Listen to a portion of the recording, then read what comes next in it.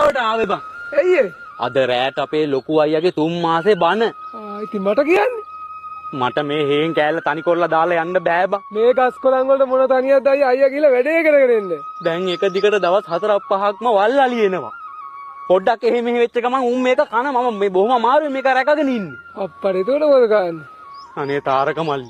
අනේ පුළුවන් නම් අද රෑට විතරක් මට මේක රැකලා දීපන් මං හෙට උදේම එනවා. හරි හරි අයියාගේ අත්‍යවශ්‍ය වැඩක් නේ අයියා කරගෙන එන්න.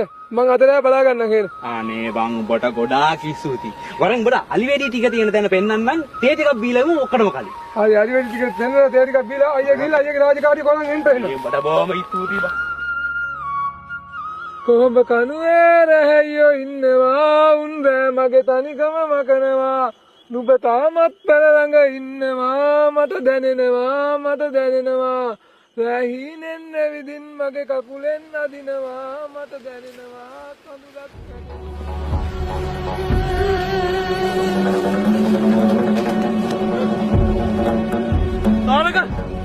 තාරක මල්ලි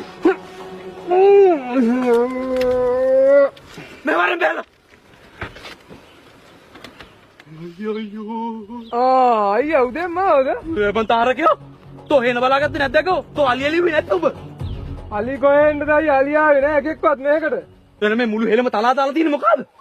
අයියෝ මේ හරක් පට්ටියක් ආවා හරක් 40ක් විතර. උන්ට කන්න දෙයක් කොහෙද ආනේ මේකේ? පව් ඊට පස්සේ පැලේ තිබු වරක බෑදයක් ගියලා දුන්නා. ඒකක් කෑවා මදි.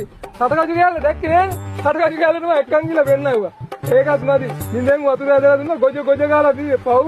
මං ඉන්නකන් අලියෙන්නේ නෑ අයියා මේකට. මේ අයියා නේ අර දීපු අලි වෙඩි දෙකට මොකද කරන්නේ? අලි වෙඩි දෙක ගහගෙන තෝගේ බං කරේ. ඉන්නේ මාත් වෙන.